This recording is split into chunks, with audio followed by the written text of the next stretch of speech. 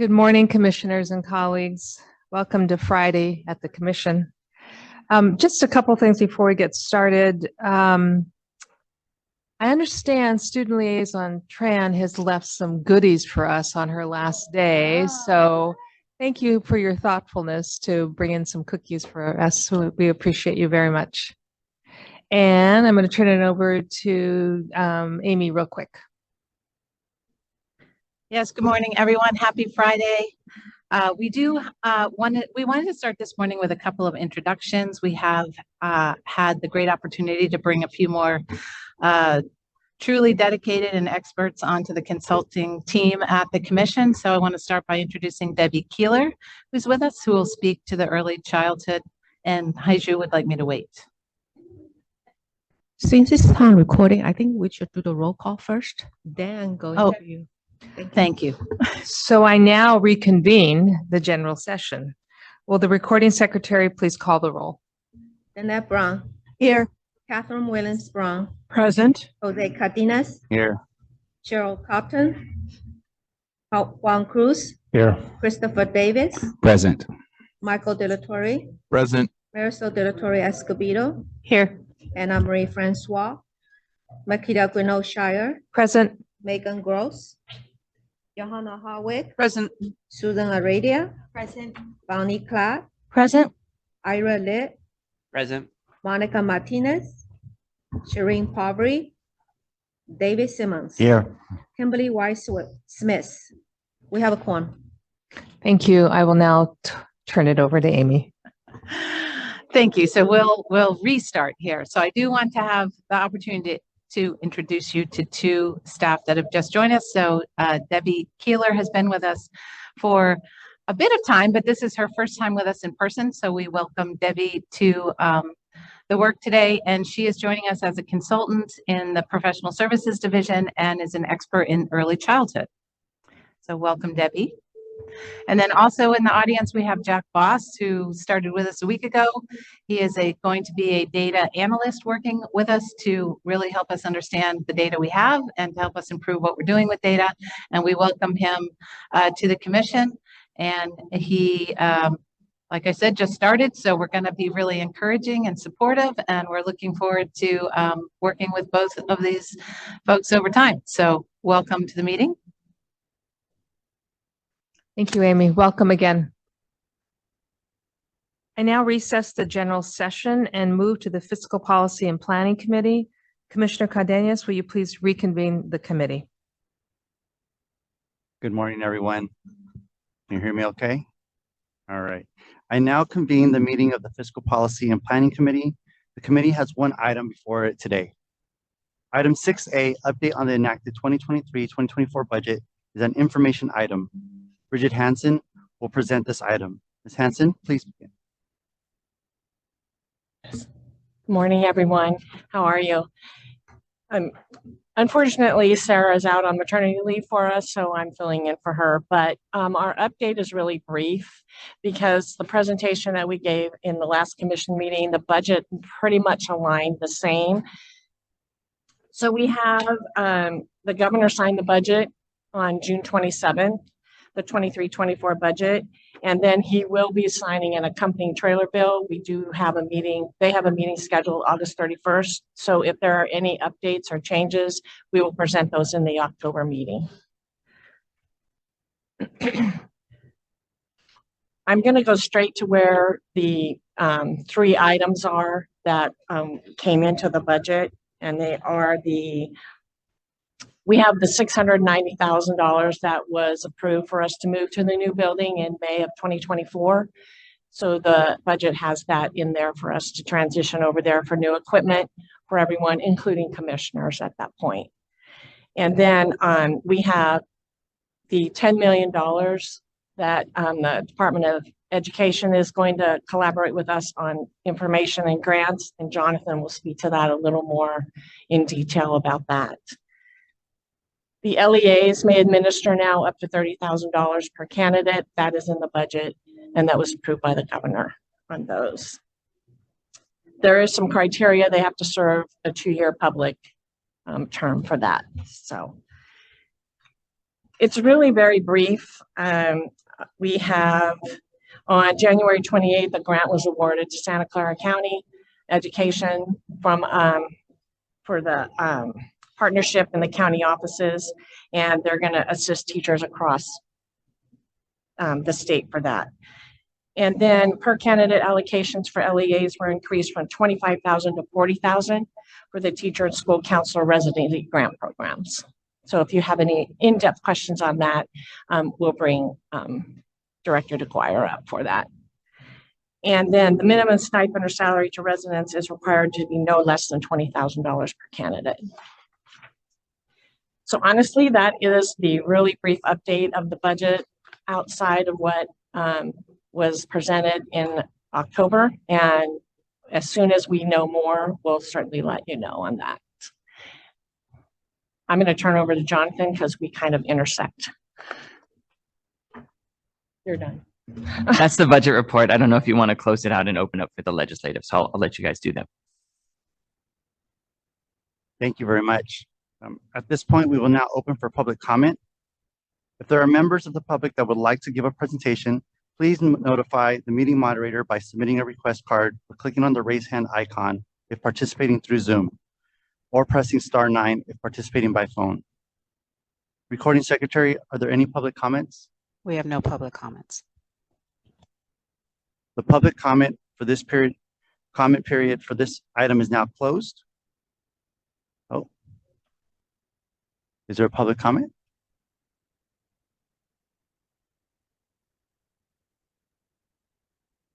We're going to pause. Are there any public comments? No public comments. Thank you for your patience.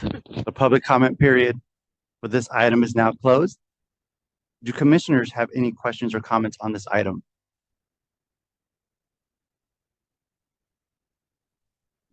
Just a Chair, brief note of gratitude to our legislators for increasing the allocation for our residents from 25,000 to 40,000. And I'm really glad that nothing else changed in the months since when you originally presented it. So thank you for your presentation. Any other commissioners? Also want to say a thank you for the $10 million for the Diverse Education Leadership Pipeline Initiative as well. I think that's much needed for our administrators. Well, this is an information item and no action is needed. Thank you, Ms. Hanson. This concludes the business before the Fiscal Policy and Planning Committee. The committee is adjourned. Thank you, Commissioner Cardenas. Next is the Legislative Committee. Vice Chair de la Torre Escoveda, will you please convene the committee? Yes, and thank you, Mr. Howard. You're ready for the quick transition. I now convene the Legislative Committee. The committee has one item before it today. Item 7A, Status of Legislation, is an information item. Jonathan Howard will present this item. Mr. Howard, will you begin, please? Morning, Commissioners. It's a pleasure to be here today. We're nearing the end of this year's legislative session, the first year of a two-year session. Legislature came back from their summer recess on August 14th, and there are no policy committee hearings at this point. So they're wrapping up the end of this year. The appropriations committees will meet. Their final meeting will be on September 1st. That's generally called the suspense hearing. And then 2 weeks later on September 14th, the legislature will recess for the year, and they won't be back in Sacramento until January of 2024. Since my June report, 4 additional bills have become two-year bills. They'll be eligible to be acted upon at the beginning of January 2024. One bill has been substantially amended and is no longer education related, and all remaining active legislation is sitting in the Assembly and the Senate Appropriations Committee awaiting for that September 1st suspense hearing. And that's my report. If you have any questions or comments, please let me know. Thank you, Mr. Howard. We will now open for public comment. If there are members of the public that would like to give a presentation, please notify the meeting moderator by submitting a request card or clicking on the raise hand icon if participating through Zoom, or pressing *9 if participating by phone. Recording secretary, are there any public comments? No public comments. Right. The public comment period for this item is now closed. Commissioners, do you have any questions or comments on this item? Yes, Commissioner, are you ready?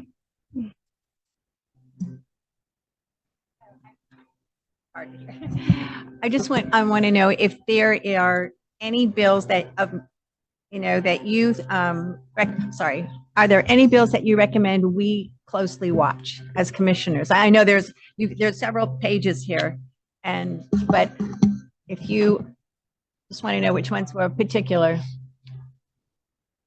So there's a Mirasuchi bill, AB 934, that would give us around $1 million to do a public awareness campaign and outreach campaign. It's in suspense. As a rough estimate, about 2/3 of the bills get out of suspense, 1/3 unchanged, 1/3 dramatically changed, and the final third stay in the committee and never get out. So that one is one that's directly related to us. And so that's one that I am watching. Really, out of the surviving bills, that's the main one that has a direct effect upon us. There was the bill to do for the $40,000 that was an independent bill for the residencies. That part has been stripped out now because it came in the budget, and the rest of that bill is about allowing retired teachers to go back to classes. That bill was dead and then revived and is now sitting in appropriations. So, but yeah, those are the two ones that I can think of that have major direct effects on what the commission is doing right now. You're very welcome. Any others? Yes, Commissioner Brown. Hi, thank you for the information around what suspense means, because I was looking, and it makes sense that I do. It seems that 1106 and 1555 are, one's on the Senate floor. I don't know the difference between that and then the suspense. And it would seem that 1106 about that specialist credential. So that means we'll just wait till after September 1st. Okay. Yeah, no one knows until. Okay. Well, there's about 4 people who probably know what's going on with these bills. Fine. I am not one of them. Neither of us. All right. Okay. Thank you. Yeah. There'll be a big hearing on September 1st where basically the chair of the appropriations committees will sit there and they'll just read. They'll go AB 1106 do pass on an A roll call. AB 1251 suspend. AB 1555 do pass is amended on a B roll call. And they'll do that for about an hour and a half as they go through the remaining 600, 700 bills that are in the legislature that are still active. And so I'll be furiously trying to keep up writing because there's no indication of what any of the bills will do, whether they get out amended, whether they don't get out amended, or whether they get out just as they are. So, and as one indication of what the temperature is, the governor's office has already indicated, he's already publicized that that legislation that's not part of the budget package he plans on vetoing. So legislation that wasn't part of the budget deal that he made with the legislature is subject to or will be vetoed. He's just put out the warning that.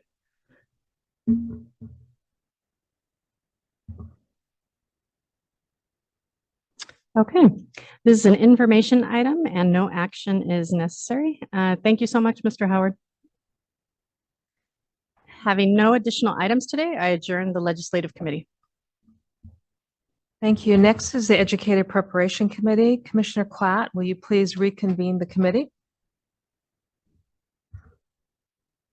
Good morning. And just for clarification, are we going back to 4A or 4C? C? Okay, thank you. So I would like to reconvene the Educator Preparation Committee. We have 2 items today. Oh. Are we ready? So we're doing 4A. 4A, okay. Okay, so we have 2 items today, 4A and 4C. So give me a quick moment to shuffle my papers. There we go. Okay, so our first item for today is 4A, the Child Development Permit Work Group Plan. This item is being presented by Renee Marshall. This is an information action item. Ms. Marshall, will you please begin?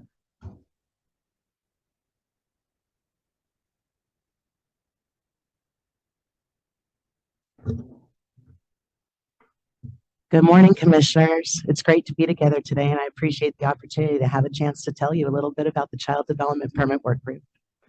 This agenda item presents for review and potential affirmation a plan for a work group of early childhood education experts to build on recommendations provided to the Commission by the Child Development Permit Advisory Panel in 2017 and make further recommendations to the Commission on the structure and requirements of the Child Development Permit in alignment with the state's master plan for early learning and care and the current needs of the field of early childhood education. Any potential changes to the Child Development Permit Matrix should support the direction indicated in the master plan related to early childhood education workforce development, be consistent with a competency-based system of preparation and licensure, and meet the changing needs of California's learning and care programs. The Child Development Permit Matrix serves as a foundational reference for early childhood education licensing requirements. The Commission currently issues 6 levels of Child Development Permit: 1, assistant; 2, associate teacher; 3, teacher; 4, master teacher; 5, site supervisor; and 6, program director. The current 6-level Child Development Permit structure, including the requirements for earning each level of the permit, is provided in Appendix A of this agenda item. I will now hand it over to my colleague, Dr. Debbie Keeler. Thank you, Renee. This agenda item also shares the current status of the Child Development Permit Workgroup. A call for Child Development Permit Workgroup applicants went out in June of 2023, with applications due in July of 2023. The applicants were required to submit an application and a brief resume. Of the 102 applications submitted, 93 applications were complete and thus eligible for scoring. Staff reviewed all 93 completed application packets and submitted a list of recommended workgroup members to the Commission's Executive Director based on the applicant's area of expertise, knowledge of early childhood education, background qualifications, regional representation, and demographics. The Executive Director appointed 26 individuals from higher education, county offices of education, educational agencies, and public and private child development centers to serve on the work group. Appendix B presents a list of work group members and liaisons to the work group. The Child Development Permit Work Group will be guided by 3 essential questions. How should the current permit structure be revised to ensure that ECE staff and administrators are adequately prepared for their job roles and meet the needs of employers for well-qualified ECE staff? Question 2, how can the state best monitor and ensure quality in preparation of the ECE workforce within the resources available?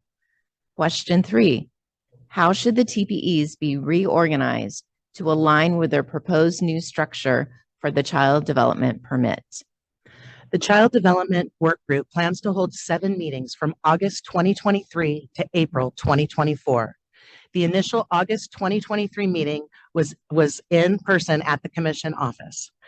The Commission will hold 6 additional work group meetings. All interested education partners and members of the public are welcome to observe the Child Development Permit Work Group meetings. Each meeting will provide an opportunity for public comment.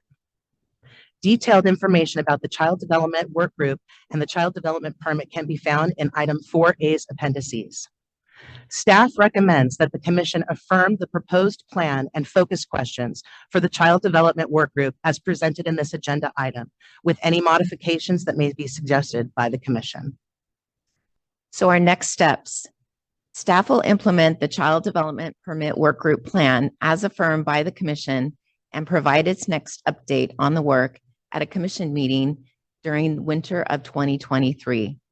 Thank you for the opportunity to share today, and we welcome any questions that the Commissioners have. Thank you. We will now open for public comment. If there are members of the public who would like to give a presentation, please notify the meeting moderator by submitting a request card or clicking on the raised hand icon if participating through Zoom, or pressing *9 if participating by phone. Recording secretary, are there any public comments? Tony Isaacs, please unmute your microphone and share your comment. Thank you, commissioners. I would like to begin by sending my condolences to Mary Sandy and her family during this difficult time. I am Tony Isaacs. I'm the Universal Pre-Kindergarten Coordinator at the Ventura County Office of Education and adjunct faculty at Moore Park College. I'm honored to have been selected to be part of the Child Development Permit Workgroup.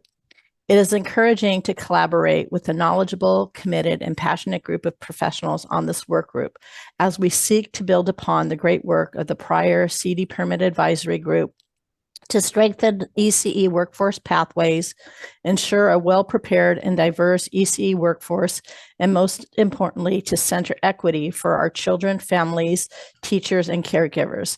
Thank you so much to Renee, Debbie, and Kennedy for your leadership in this important work.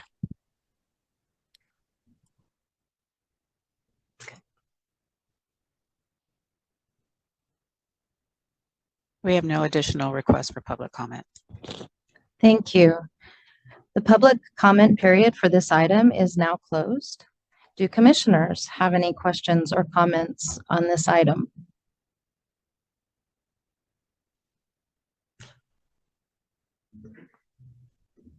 Oh, Commissioner Brown and then Commissioner Heredia. And I'm gonna defer to you, Susan, because I just want to let you know that I am honored to be the liaison commissioner to this group. And this group had what felt like 4 days in 2 days. And it was a really great group, really committed to the work. But also, I just wanted you to know the way in which the group was put together included lots of people who really do work with young children, which is exactly what you'd want in this group. There's a number of us and you that are from the various educational institutions and institutions of higher education, but it's really grounded in what does it take to teach well for young children. And I was really, really pleased with that. I just wanted to make a comment, an observation of what I saw as well. The way in which you structured the meeting to get started really helped people get to know each other, establish some relationships and understanding of what each other did. Of course, there were Post-its all over both rooms. But I think that was very early childhood educated centered in learning about the whole person that we were working with and to establish relationships. And I think that's a really strong base. Of course, they wanted to change the world. So as I said, there were Post-its everywhere, and this is about the permit, but it was a really good start to really see what works well, the passion and dedication of the people that are there. And then we'll have to look at making sure that we stay within the scope of what this group is supposed to do. But the aspirations there and the dedication there was really there. Could feel it in the room. Yeah. Thanks. Thank you. Commissioner Heredia. So excited about this work and the work. I'm so glad you're on the work on the committee. It's great to know someone that serves with us also could be a liaison to us, what you're learning and doing. So I just want to recommend two things for this. And one of the things I'd like to recommend is that the work group consider incorporating teacher performance expectations, the TPEs that address the unique, the unique requirements of teaching dual language children. And then secondly, also to create a bilingual pathway within that child development permit, so that especially we've got teachers, a lot of people working in high concentration areas of not only second language speakers, but just also, our population, greater population of Latino students. Commissioner, are you sure you weren't in the meeting earlier this week? Because that was one of the first themes that was elevated immediately. What? I said, are you sure you weren't in the meeting? That was one of the first themes that was elevated immediately. And so I appreciate you bringing that to our attention. We absolutely already have that as one of the priorities of the group and something that they want to be inclusive of. So I appreciate you elevating that. Great. Thank you. Yes, Commissioner Brown? Just a quick one. The other thing that I wanted to mention to the commission, I really appreciate the structure in which we all met in person. I was really hearing from a lot of the members as they were leaving the second day, a hope, a wish that they could meet again in person before the end, or maybe around the end. That there was that. And the other thing was that there were a lot of questions about how to connect this in with TPEs and how to have this permit also help illuminate pathways to the P3 credential. So just, no, I'm not trying to make the scope bigger, but those were two things that I thought that I was hearing a lot as I was sitting in the back there. Yeah. We did have one person on the work group officially say, I would like to recommend that we come together a second time at least. We plan to meet face-to-face initially because we wanted to set the tone, dream big, have everybody get to know each other, trust each other. You've got to trust each other in order to do this work. And so we wanted to lay that foundation. And then we, just knowing it's a little more of a conservative budget year, we thought, well, the other 6 meetings, I guess we need to put them in the virtual space, but it was obvious that they blatantly said that they would like an opportunity to come back together at least one more time face-to-face, but potentially 2 more times face-to-face. So I told the work group that I would talk with leadership. I would see if there's any other budgetary resources. And I said, plan A is we come together in January, and then we come together in April for 2 more face-to-face in addition to the virtual meetings. Plan B is that we go ahead and we meet just one more time at the end of this in April of 24. And Plan C is we stick with the model we have right now, where we have face-to-face for the first 2 days, and then we go into 6 virtual meetings. There was also some discussion about trying to look at regional opportunities for smaller discussions within the work group. So there's some potential that we could do some face-to-face sessions that are more like targeted within work group members regionally. So we're going to look for all different opportunities for engagement, both for work group members, but also for the public. So you'll be seeing a variety of ways that we will be looking to engage, because we want to represent the state of California. And there's a lot of people in early childhood education that have a lot of expertise. And so we want to try and, get as much of that expertise as we're moving forward with this. Thank you. I said Commissioner De La Torre and then Commissioner Simmons. Thank you. Good morning.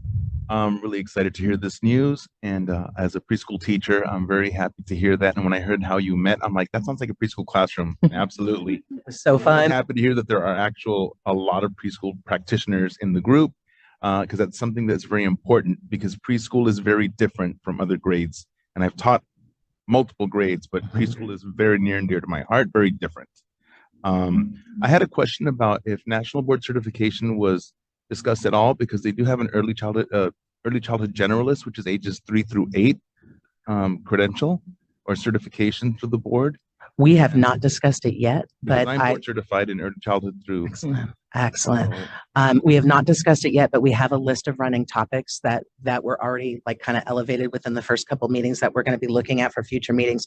We already have the plan for basically the plan for each one of the meetings, but we also tried to keep the agendas on the looser side so that we could really take, honestly, like a Piagetian approach and be constructivist and allow the group to kind of create the pathway as we go along. So for you to bring this to our attention, it's the perfect time. We'll bring it back to the group, and then we will embed it and weave it through what we're doing. We want people to be aware of all the opportunities and all the possibilities. And somebody who's also been a preschool teacher and a K-12 teacher, I am with you 100% on this. I'm 100%. And I was a kinder teacher in K-12. I'm with you 100% on this. And we need that preschool expertise, and sitting around the table. it was like energizing. Like after the 2 days, nobody even wanted to leave. I mean, I hope I'm representing it properly, everybody who's watching, but honestly, there was so much energy. And, you know, there is something about the early childhood education community that cannot be beat. They are the most dedicated people and they are there for children. And anyways, this is going to be a fantastic work group. And I can't wait to listen and learn. And then we all do what's best for California's teachers and California's children. So Thank you. Well, serious FOMO here because I really wish I could have been there because I know how fun it was. Well, now I know. So you're going to be invited every time. Actually, all commissioners are always invited, and we'll make sure that we share the links if at any point you want to pop in and see what's happening, or if you're here face to face and we get the opportunity to meet face to face. The schedule's actually in the agenda item as well. So if you want to, you know, it's there, but we can also send that to everybody electronically. And so we'll have Zoom links for those, right? Yes, absolutely. And absolutely. do we need to RSVP or we could just pop there will be an RSVP for it, yes. But with those Zoom links, actually, I think we've already established them. And so we can get those out to you pretty soon. Great, thank you. Because I know something that's really important to me is to make sure that it's child-centered. And so it's always as a child advocate, important for us to speak up for the children who have no voice. Because they can't, you know, 3-year-olds can't speak for themselves. So we need to speak up for them and say, hey, this is what's good for them. And it's a constant struggle in early childhood education. I will promise you that we will be child-centered in all that we do. Lots of just professionally, I can assure you of that. Thank you. Absolutely. Thank you. Commissioner Simmons. I just had a question about two. Where how can the state best monitor and ensure quality and preparation of the EC workforce within the resources available? And I like that they're within resources available because I wonder if there needs to be maybe a larger conversation about accreditation in general and how that has changed in the last few years. By incorporating induction, I think that burdened the system in ways that even those of us who advocated for it were not foreseeing. And I wonder if there would be an opportunity for that larger discussion for the how that it would impact not just this credential, but all of the credentials that or permits that we do. Dr. Keeler is going to take this one. So we've done some preliminary work through the PDGR grant. And so that was part of Pilot 4 was to examine what kind of structure could we create within the commission that would ensure quality in preparation. And so we held a work group very similar to the work group that we are involved in now. And that work group did come up with a model in terms of what that would potentially look like. And so that model, along with the larger context of quality and preparation, is definitely at the top of our list and being discussed. And so our goal with this work group is to bring them in on the conversation. Of course, anything that they would come up with would be recommendations to the commission. So, but we want to help them to understand the work has been done and what the landscape is, along with discussions and discussions, like you said, at the higher level too as well. I think all of them combined is kind of the direction that we want to go.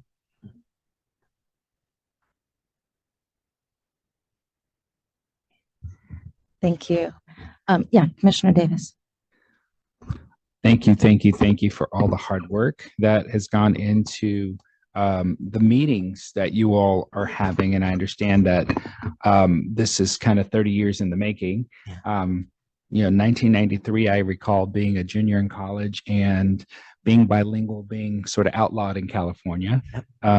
English is our official language was the protest marchers on one side of LA State that were squawking about us teaching in Spanish in classes, and the other side was obviously the opposition. And then it was just a really weird time. So I appreciate Commissioner Heredia's comments about the pathways for bilingual practitioners in the classroom, because this is not the discussion we were having 30 years ago. And to frame it differently to prop up and give levity to our bilingual children in a classroom instead of stigmatizing it so that they would end up in an EL program or something of that nature and othering children is not the direction we want to go in. So I appreciate the fact that the committee will be looking at that and doing that work. The other thing about this is thank you for having that wonderful list of practitioners and who are on the committee and the liaisons. Thank you to Commissioner Brown here. And I'd like to sit in on one or more of these meetings if I can. Thank you very much. You are welcome to, and I appreciate you mentioning multilingualism. When somebody has the ability to communicate with a variety of people, how can that be anything but an asset in this world? Especially like post-pandemic and humanizing and, you know, how we're going. So I really appreciate you mentioning that, Commissioner. And I was at UC Santa Cruz during the time where we were outlawed and not allowed to speak, not even greet our children in Spanish anymore. And I really appreciate that we get to fast forward 30 years and to be in the place that we are in right now and the opportunity that we have with this right now. So thank you for elevating those ideas. And you are absolutely welcome to any meetings. Yes. Thank you. Any other commissioners have comments or questions? So this is an information action item. Do you feel like you need us to vote on anything, or did you get enough? We were hoping for an affirmation. An affirmation. So I don't know okay. exactly. This is I my first have time some doing this, so wording. I'm not sure Okay. exactly what that affirmation looks like. So, commissioners, there is an affirmation, and it just reads that if someone wants to move to affirm the proposed plan and focus questions for the Child Development Permit Work Group. So, Commissioner Davis. So moved. Okay, so we have a motion by Commissioner Davis to affirm the plan and a second from Commissioner Brown. Any further discussion? Well, Thank you for the opportunity. Well, and thank you for all of the work. I know we need to, okay, we need to vote. I just slipped in a thank you there. So do I have, no, I have a motion. Sorry, it's still early. I'm getting there. All those in favor, say aye. Any opposed? All right, motion carries. And now maybe would be the better time for me to say thank you to everyone who was on the work group and to staff for getting us to this point. As Commissioner Davis said, it's been a long time coming. So thank you. Thank you. We also look forward to you meeting Bronwyn Kennedy when she's able to be here as well. She's the third part of our ECE team. And so we're excited for you to have a chance to meet her at a future update. So thank you so much for the opportunity, everyone. Thank you. Thank you. Okay, moving on to item 4C. 4C is the study session on preparation program completer survey data. This item is being presented by David DeGear and Susan Kemper-Patrick and Tara Keeney from the Learning Policy Institute. This is an information item. Mr. DeGear, will you please begin? We'll give you a moment.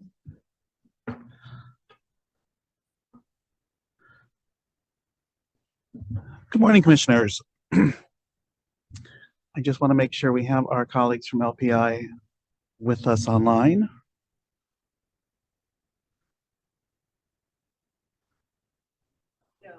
Okay. Okay, great. Thank you. In 2016, the Commission implemented a new accreditation framework for educator preparation programs that included new program standards and new outcome measures. As part of this new system, the Commission began administering surveys to all educator candidates who complete a Commission-approved preparation program that leads to a preliminary teaching credential, or a preliminary credential in general.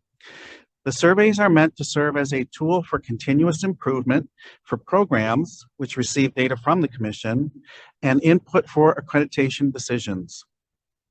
The Learning Policy Institute conducted an analysis of 5 years of new educators' perceptions captured in surveys and examined statewide patterns that emerge from the responses of more than 60,000 educator preparation program completers from across California who applied for their preliminary teaching credentials from 2016-17 to 2020-21. as well as perceptions from employers hiring these new educators and cooperating teachers and mentors who worked with these candidates during their preparation. Tara Kinney and Susan Kemper-Patrick from LPI are with us to present their findings and answer any questions that you may have.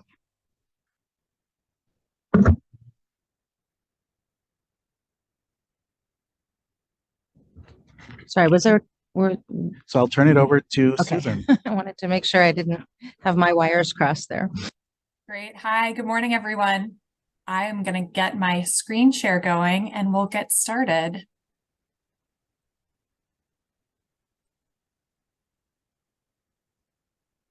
Okay, hopefully you can see my screen, but if not, please let me know. Good morning, everyone. I'm sorry, we don't see it yet. Oh, okay. Let's wait a second. It looks like it's See if it coming. comes through.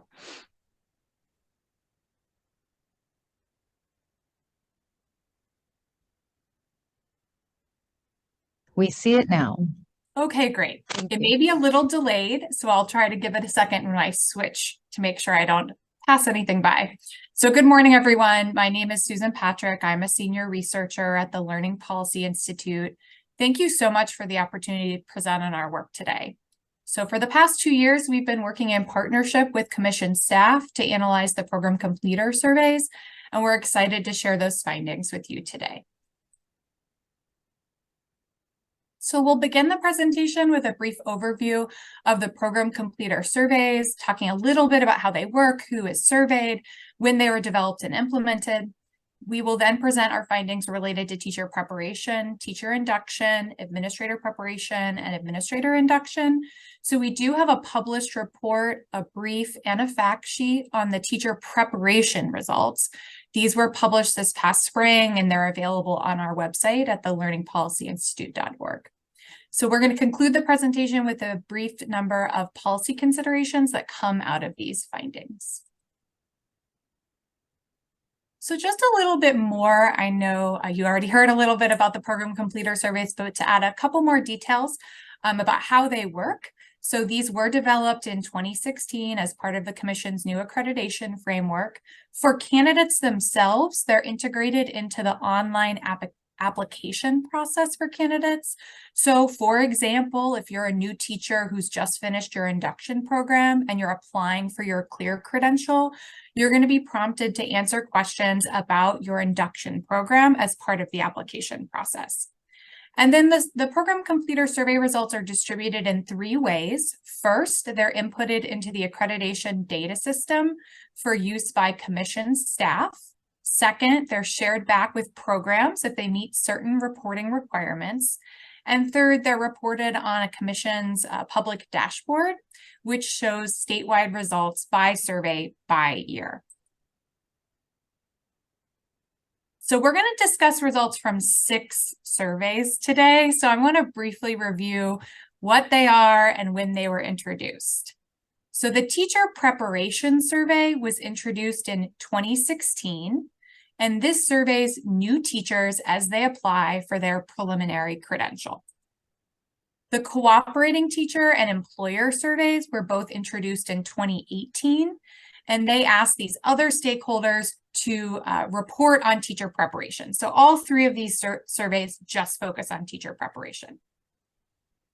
The teacher induction survey was introduced in 2018, and it surveys teachers as they apply for their CLEAR credential. Then the administrator preparation and induction surveys work the same way as the teacher surveys. They were introduced in 2016 and 2017. So since 2021, LPI has been working with Commission staff to analyze the surveys that I just described. So these were the objectives for that analysis. First, we wanted to understand if there are areas in which candidates feel more or less prepared, and whether that varies across program or candidate characteristics. Second, we wanted to understand the typical features of preparation and induction. So what type of clinical experiences or fieldwork experiences were educators having? What kind of mentoring or coaching did they have? And whether there are differences in these experiences across programs or across candidates. Next, we wanted to understand if certain features of preparation predicted how well completers felt in terms of their preparedness to teach or lead. Next, we wanted to look at outlier programs. So are there programs in the survey data that appear to be doing particularly good or poor work? Just a note on this, to maintain program confidentiality, will not be naming any programs in today's presentation or in any of our published reports using this data. And then finally, we wanted to look at change over time to see if there are any changes across the years of the survey data and whether there are any programs that significantly improved. Because we only have limited time today, I'm not going to be able to go through every single question for every single survey. So we're just going to be hitting kind of the key findings across each survey. So I'm going to start with the 3 surveys that talk about teacher preparation. So as you all know, there have been many statewide policy changes related to teacher preparation in the past decade that may influence how people perceive teacher preparation statewide. So first, the commission adopted new program standards that focused on creating inclusive classrooms, supporting the whole child, and strengthening clinical practice for preparation. So programs had until the 2017-18 year to implement these new standards for general educators and the 2020-23 year for education specialists. Simultaneously, the state has invested considerably in teacher recruitment and preparation, including more than $500 million in the Golden State Teacher Grant Program and the Teacher Residency Grant Program, and smaller investments in numerous other recruitment and preparation efforts. So given all these changes, the program completer surveys offer one way to look broadly at perspectives about preparation across the state. I realize not everyone may be very familiar with the content of the survey, so I'm going to briefly describe what each survey includes. So completers of teacher preparation programs are asked to rate their program's overall effectiveness, as well as their level of preparedness for aspects of teaching aligned with the teacher performance expectations, or TPEs. In addition, they're asked about their clinical pathway and the amount of clinical support they received. And then for multiple subject and education specialist completers, they're asked about opportunities to learn how to teach reading, writing, and math. For the analysis I'm presenting today, I'm focusing on 5 years of survey data from 2016-17 to 2020-21. That includes responses from about 60,000 completers statewide, representing 107 institutions. Cooperating teachers who work with student teachers in university-based programs were also surveyed. They were asked about their own experience as a cooperating teacher, the support that they received from the program that they worked with, as well as their candidates received. They're also asked to rate the overall effectiveness of the program that they work with and the level of preparedness of the candidates they work with on the TPEs. So for this analysis, we looked at 3 years of survey data from 2018-19 to 2020-21, which includes responses from about 5,300 cooperating teachers representing 78 institutions. Finally, the commission has also surveyed California administrators, specifically those who have hired at least 2 teachers from the same preparation program over the last 5 years. They asked them to rate that program's effectiveness, as well as to rate those teachers' preparedness across the TPEs. In this analysis, we looked at 3 years of survey data, which include responses from about 1,600 employers, mostly school principals, representing 96 institutions. So let's dig into those key findings. Just to briefly introduce kind of what I'll include in the key findings, we're going to talk a little bit about the composition of teacher completers over a 5-year period, overall perceptions of program quality, preparedness for the TPEs, opportunities for how to teach reading, writing, and math, information about clinical pathways and clinical experience, including some specific data on residents, and then uneven access and lower rated programs. So I'm going to start by talking a little bit about the composition of the teachers who are coming out of preparation between 2016-17 and 2020-21. So over this 5-year period, the pool of new teachers who are completing preparation and applying for their preliminary credential did grow by more than 30%. Although we know in the new teacher supply report, there was a drop in the new number of new teacher completers in 21-22. That's 1 year after kind of we ended this study analysis. Importantly, the largest growth among candidates were among completers who identified as Latino or Latina. So the number of Latino or Latina completers more than doubled during this 5-year period. In addition, the number of Asian and Pacific Islander teachers also increased by more than 50% during this time. So this is evidence that the California teacher workforce is becoming more racially and ethnically diverse, with 54% of new completers applying for their credential in 2020-21, identifying as people of color. Importantly, this increase in the number of completers was primarily driven by increases in completers from pre-service preparation programs. So during this 5-year period, the number of completers reporting that they completed a student teaching or residency program increased by 53%. In 2020-21, the program completer survey introduced an option for completers to self-identify as participating in a residency. So as you can see here, 9% of completers reported that they had completed a residency. In addition, 61% reported they had completed student teaching, compared to 25% in an internship. So let's move into overall perceptions of preparation. So in their survey, almost all completers rate their programs highly, with 90% rating their preparation program as effective or very effective. Across all survey questions, cooperating teachers and employers are positive overall, but they're slightly less positive than completers. So that's true for these overall effectiveness ratings, where about 82% of cooperating teachers rated the preparation program that they worked with as effective or very effective. Employers were asked a slightly different question, but 2/3 of employers said that the preparation that they had hired teachers from prepared their candidates well or very well. As I mentioned earlier, all 3 surveys ask about teachers' preparation in certain areas aligned with the TPEs. So overall, among program completers, they report feeling well prepared across most of the TPEs. Across every single TPE on the survey, more than 70% said they felt well prepared or very well prepared. The relatively lower rated TPEs, we're going to highlight a few here. Among completers, the lowest rated TPE was this one on working with families to better understand students and to support your learning. As you can see, it's still relatively highly rated, with 72% of completers saying they felt well or very well prepared. Completers from single subject programs were particularly less likely to rate feeling well prepared in this area.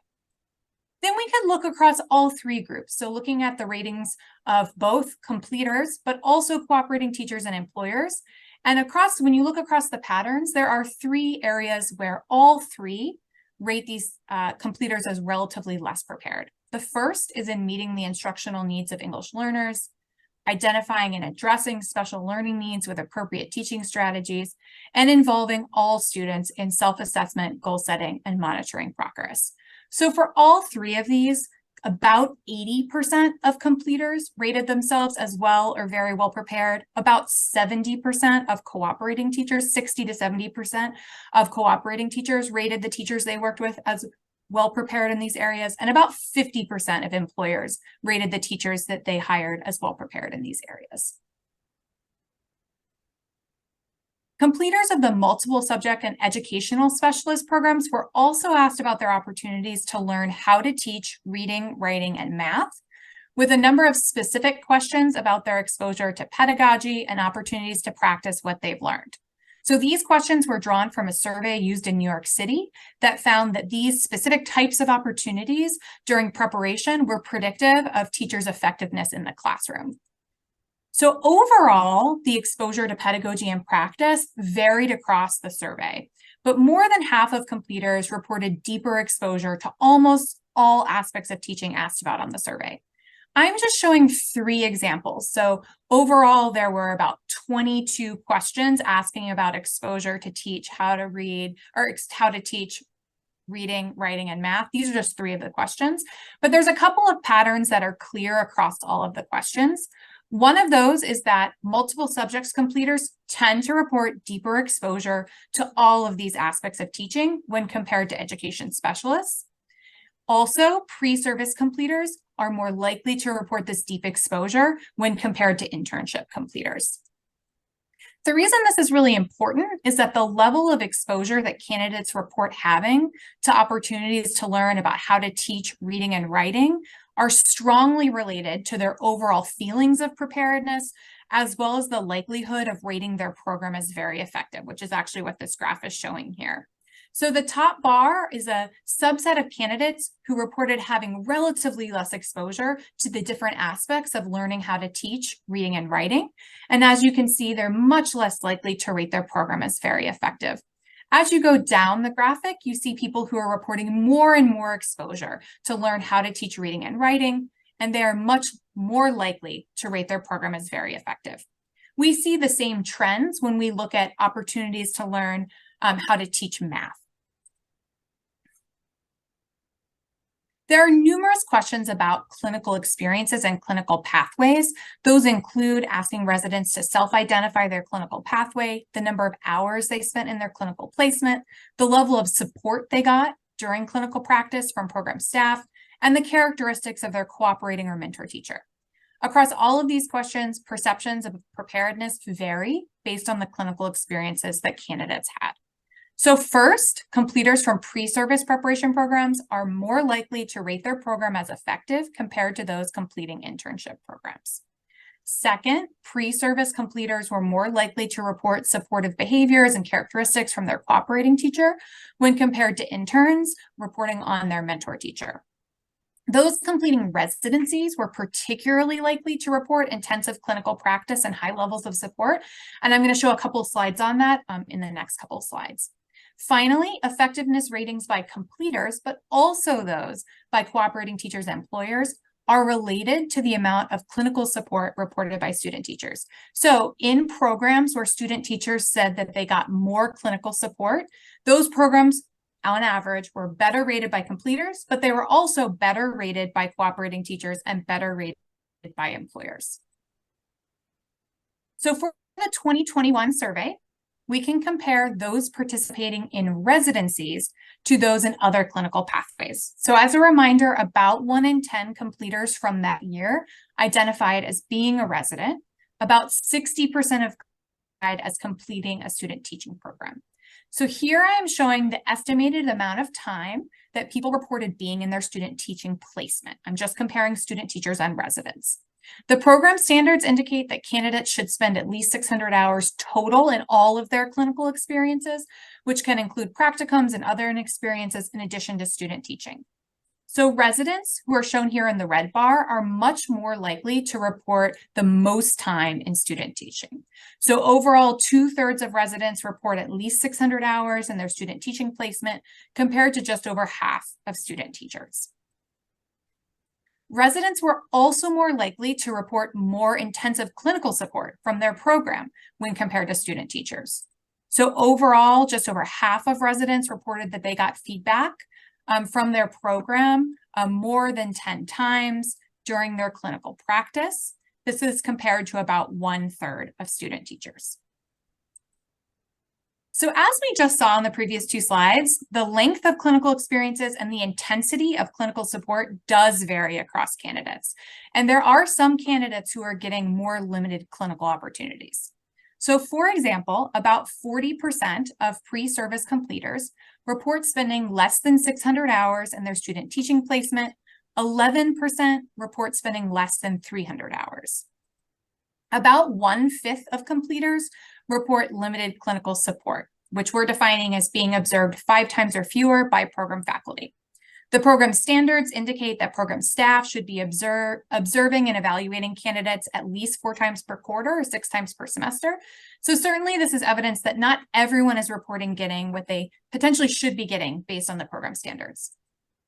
And this limited access matters because clinical practice and support are both related to overall perceptions of preparation.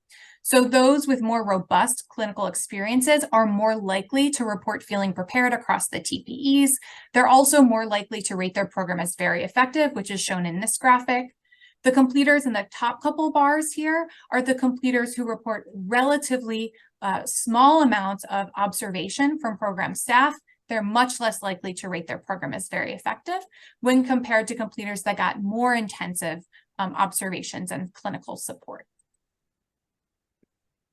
We also examined program level results to better understand if there are outlier programs, especially programs lagging behind. For teacher preparation programs, we looked at average survey results across a number of indicators. So this graphic is showing the overall effectiveness ratings.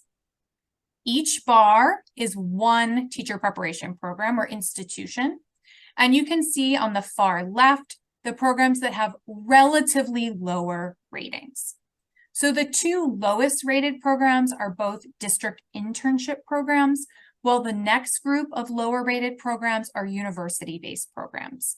For these lowest rated programs, completers tend to report less intensive clinical supports and less exposure to learn how to teach reading, writing, and math on average. Finally, completers across the state have unequal access to highly rated preparation experiences. So there's two main inequities we'll highlight today. The first is by credential type. Education specialists are much less likely to participate in pre-service preparation programs when compared to general education teachers. So only 1/3 of education specialists during this 5-year period participated in student teaching or residencies, compared to 2/3 of multiple subject or single subject completers. Even among education specialists who do participate in student teaching, they are more likely to report fewer hours in student teaching and less support. This may partially be a function of education specialist programs having longer to implement the new standards around clinical practice. I think it's also worth noting that education specialists are much less likely to have their preparation within the public university system when compared to general education candidates. And then we also wanted to highlight how preparation experiences vary across candidate race and ethnicity, with Black and Native American candidates less likely to participate in pre-service preparation. So about half of Black and Native American completers participated in student teaching or residencies, compared to at least 2/3 of all other racial or ethnic groups. All right, I'm going to transition into some findings around teacher induction. As a reminder, these are surveys that are embedded in the application for Teachers Clear Credential that ask teachers about their induction experiences. As with teacher preparation, there have also been changes to California's induction program over time. The Commission updated the induction program standards in 2016. The state has not directly funded induction since the dedicated BITSA program was folded into the LCFF in 2013. There have been some examples in recent years of districts using state funding to support induction.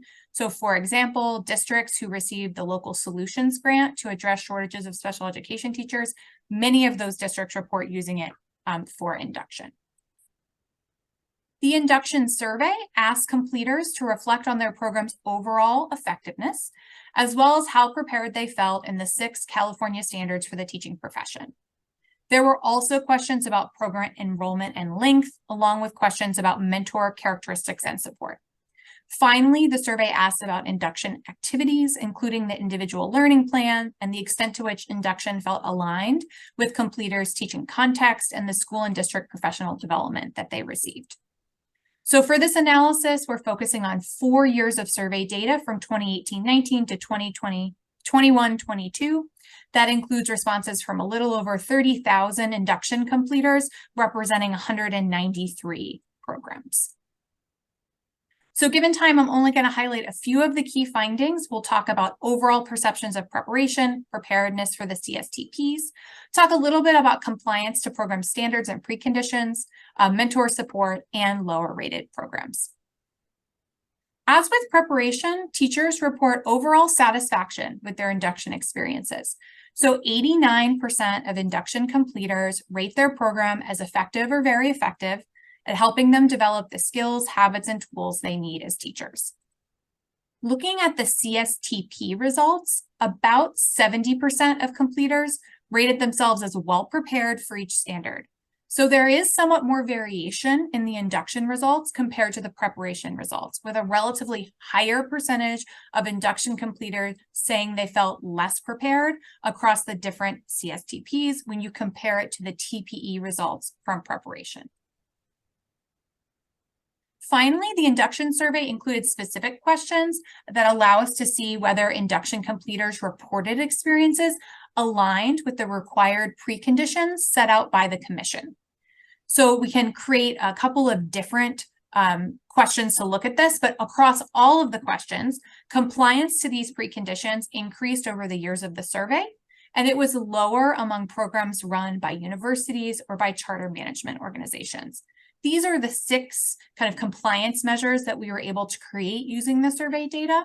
And as you can see, it's generally very high, where most teacher induction completers report experiences that align with the standards. The 2 notable exceptions to that are on-time enrollment and being matched with a mentor who shared your credential, grade, or content area.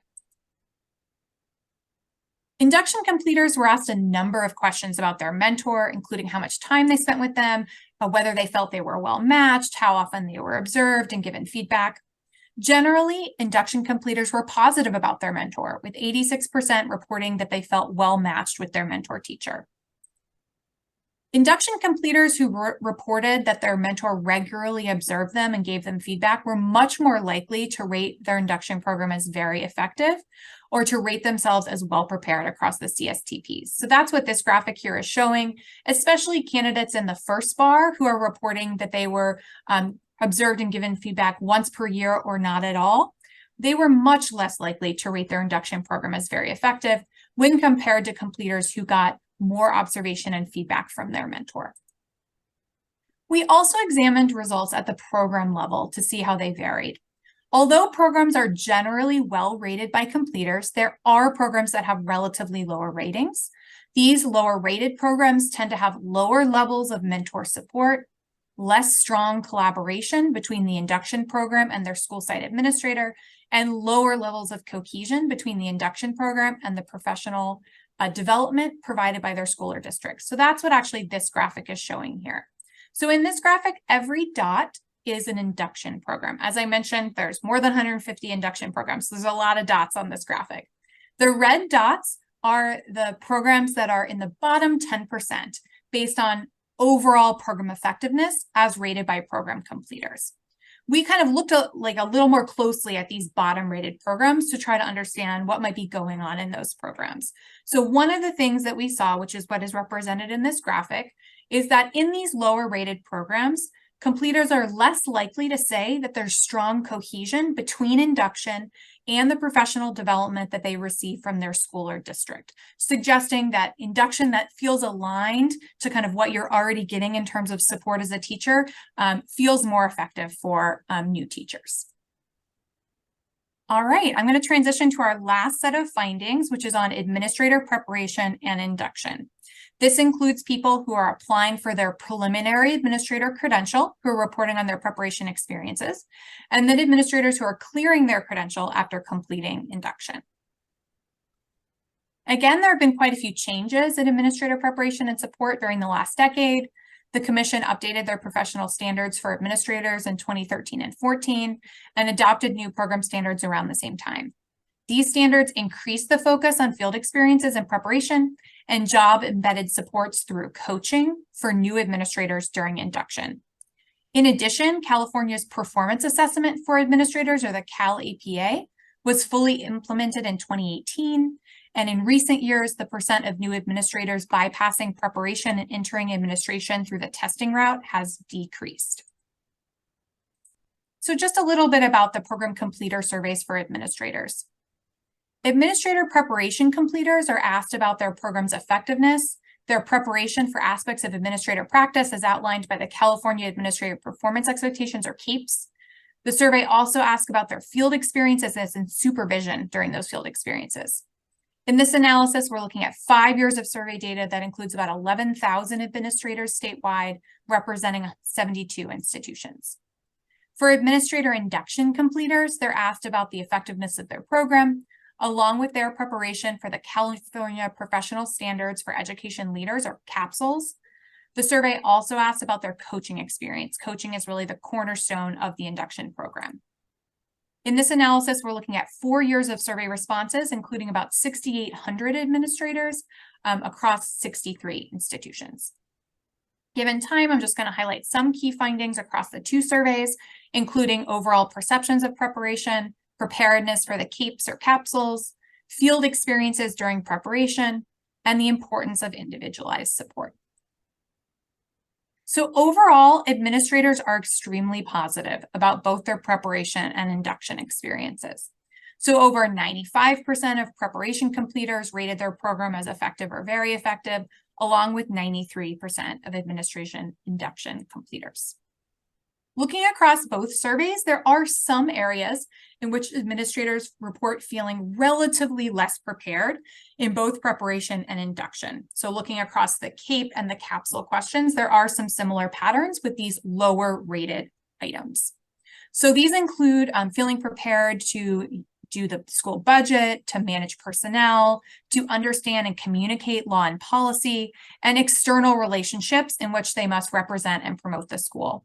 This is just one example, one question from the preparation survey and one question from the induction survey, where relatively fewer completers report feeling very well prepared. Across most of the CAPE and capsule items, it's more between 60 and 70% of administrators feel very well prepared, and you can see these items are a bit lower. In this slide, I'm going to focus just on administrator preparation. And in the administrator preparation results, there's really wide variation in what completers report about their field experience, both in terms of how much time they had in a fieldwork placement and how much supervision and support they got. Overall, close to 60% of administrator preparation program completers said they did not have sufficient field experiences. 30% reported that they did not do any supervised fieldwork or spent less than 100 hours in their fieldwork placement. This was particularly true during the first 2 years of the pandemic, so completers in the 2019-20 and 2020-21 years. 41% of completers said that they did not have a program supervisor for their fieldwork or received support from that person less than once per month. So overall, it does seem to be the case that there's this fairly large subset of completers from preparation programs who don't feel like their fieldwork experiences are sufficient or may not be getting adequate support. Transitioning back to look across both surveys, clinical supports were really important. Preparation completers who reported more hours in their fieldwork placement had more positive perceptions of their preparedness and their program effectiveness. For preparation completers, the frequency and communication and support from their field supervisors or program supervisors was related to how prepared they felt and how effective they felt their program was. For induction completers, we saw the same pattern for coaches. So for induction completers who had more frequent communication or field support from their coach, they were more likely to feel prepared and more likely to rate their program as very effective. So this graphic illustrates just one of those relationships by showing how those with more field support during preparation were much more likely to rate their program as very effective. So the top bar here is the subset of candidates who said they never got field support or didn't have a supervisor. And as you look across, you can see these are candidates who had more and more intensive support from their program supervisor, and they're more and more likely to rate their program as very effective. So to wrap up the presentation and before turning to the policy considerations, I'd like to briefly summarize the key findings across all 6 surveys, really. First, completers of preparation and induction programs have positive perceptions overall about their experiences. People do feel positively about their programs. They tend to rate them as effective or very effective. Second, clinical experiences and individualized supports are critical. In every single survey, the intensity of these supports is related to overall perceptions of program effectiveness and feelings of preparedness, how prepared you feel to be a teacher or a leader. Third, not all educators have access to these highly rated preparation experiences.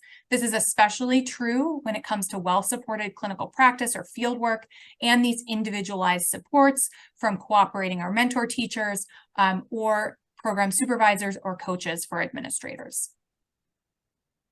Finally, we'd like to identify some ideas or policy considerations that the Commission may want to take under consideration. We'll start with teacher preparation. First, not all candidates have access to highly rated preparation experiences and pre-service pathways, notably Black and Native American teaching candidates and those getting their education specialist credential. There are many investments already underway that should strengthen access, including the residency grant program, grow your own programs for classified staff, and others. So these results indicate the importance of continuing to support such efforts. Second, clinical practice and clinical support are critical during teacher preparation. So the commission should continue to work with programs to ensure that the strengthened standards for clinical practice are upheld. For example, a subset of completers from student teaching programs, about 11%, report spending under 300 hours in their student teaching placement. Program level results can be used to pinpoint programs in which relatively more completers report such limited student teaching hours, and commission staff can work with programs to ensure they are complying with the program standards that require at least 600 hours of clinical practice. Next, completers, cooperating teachers, and employers all identified working with English learners and students with disabilities as areas in which new teachers are relatively less well prepared. Given the importance of creating inclusive classrooms, there may be many avenues to try to strengthen teacher preparation and support in these areas, including additional professional learning opportunities for new teachers and expanding access to dual credential programs. Finally, there are a few additional considerations that hold true across all program types. So first, these surveys are a great resource, not only for commission staff to support the accreditation process, but also for programs to support continuous improvement. So there may be opportunities to help EPPs use this data more consistently or strategically. The Education Quality Center within the CSU system is a great example of how program completer surveys can be integrated with other information into a dashboard for programs to support their own decision-making and improvement. Finally, across all surveys, there are subsets of program completers who are receiving less clinical experiences, less fieldwork experiences, or less intensive supports. Given the importance of these supports, this data can be used to pinpoint and support programs that may not currently have strong clinical practice. There may be a particular need for the commission to consider clarifying the expectations for field experiences for administrator preparation, given its importance and the variability as reported by program completers. So with that, thank you so much for your time and attention, and I look forward to your questions.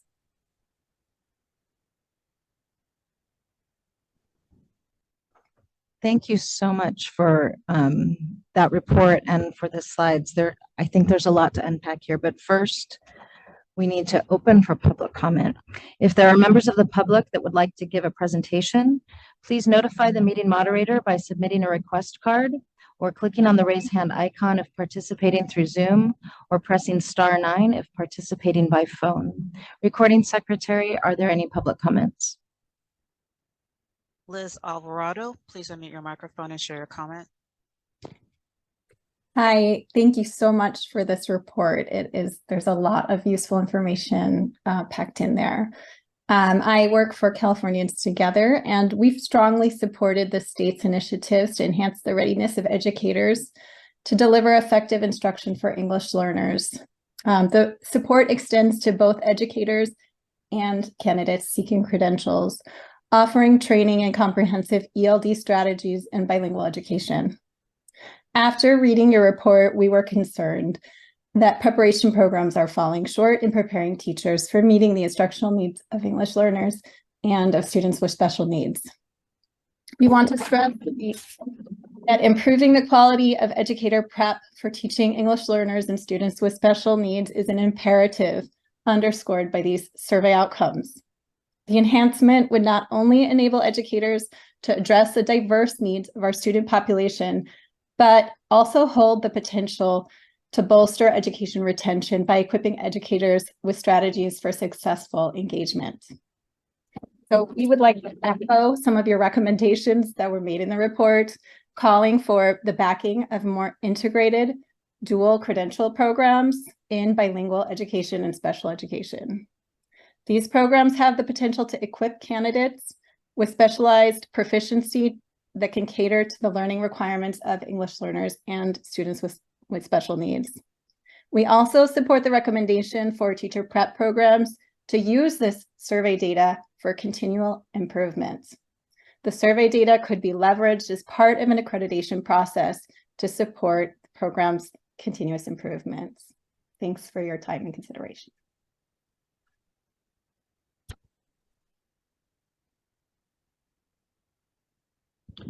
Mary Gray, please unmute your microphone and share your comment.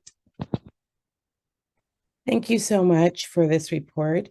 I appreciate all of your time. It's really interesting. My name is Mari Gray. I'm a faculty member at CSU East Bay. I'm just curious about when the program for leadership preparation will be provided. I'm also curious about some things that weren't provided or shared that were provided in the teacher preparation program data. For example, I'm curious about the demographics of who is in preparation programs.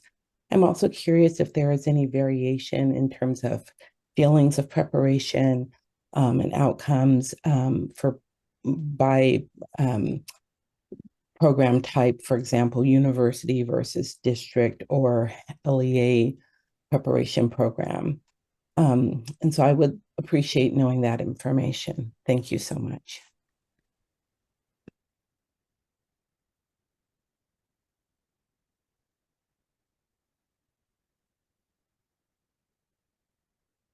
We have no additional requests for public comment. Thank you. The public comment period for this item is now closed, and I wasn't sure if staff wanted to respond first to any of the questions we just heard, or if there is a response to any of that. Actually, I'd like to ask Administrator Cheryl Hickey to come up because she has looked at this data extensively and compared it with other data that we have. Thank you, Ms. Hickey.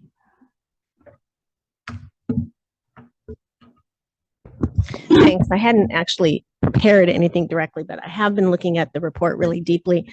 The report itself does not talk about the administrator or the induction information that we've seen for the first time this week. So I was looking more heavily at the preliminary teacher preparation information. Just a couple of things that I think is important. I think, first of all, thank you to LPI. The commission at this point in time does not have the resources available to do the kind of data research that they've been able to do. So we really welcome this kind of data assistance. We are in the process of trying to build a data unit, and I think Amy could probably talk more about that. As you saw, we have a new data person.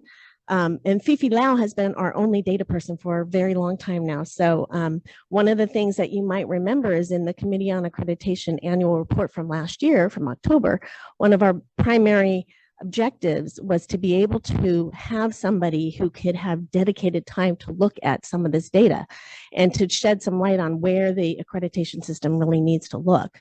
What institutions, what programs, what aspects of the TPEs or the performance expectations we need to zero in on and do some technical assistance and accountability. So that continues to be an area that we really want to focus on. But there are a couple of things I think that need to be considered, especially around the 600 hours. So the 600 hours of preliminary preparation program, our standards actually read, and I'm going to read them. That the program must consist of a minimum of 600 hours of clinical practice across the arc of the program. The range of clinical practice experiences provided by the program includes supervised early fieldwork experiences, initial student teaching, co-planning, co-teaching with both general educators and educator specialists as appropriate, or guided teaching, and final student teaching. The question that the completers respond to is, how much time did you spend in student teaching? And so that does not get at the entire arc of the program. And so that may also account for some of the discrepancies. We looked at our ADS, which is our annual data system that the institutions provide. All of those institutions considered low performing of the IHEs do require at least 600 hours of clinical practice. I'm not saying that there's not a candidate that falls through the cracks there, but I think we really need to look at our questions and how we ask those questions so that candidates can really respond more fully or appropriately, and we can have better confidence in that data at least. So I think there's some work that we need to do in and around making sure that the questions, now that we're 5 years into it or several years into it, we can relook at some of these questions and see if it's a matter of the data or is it a matter of that there are issues. We've done a really good job of doing of using our data, both the completer survey data and the ADS data in accreditation site visits on a institutional by institutional level. Where we're lacking is being able to do that system-wide statewide analysis, and we hope to be able to do that and have some resources to do that. The other thing I want to mention is this data is also right in the middle of COVID. So as you all know, that was a very chaotic period of time where clinical practice experiences was really up in the air and everybody was doing the best that they could during that time. So it'd be really great to be able to look at data now. The other piece is that ed specialists, as it says in the report, ed specialists were not required to do 600 hours. They are now. So there's a lot of pieces there for us to digest. And but one of the real important things I think is we're very appreciative for this kind of analysis. We would love to be able to build that kind of analysis into our own system, and that we are very happy with the fact that we've built this system over the last few years, that we can have this kind of data now and to continue to refine and update it. So just wanted to say that. So one of the things that we've talked about instituting and working with our new data people is to identify either on an annual or semi-annual basis the low performing programs in a number of areas so that we can contact them and just start with, hey, here's what we're noticing.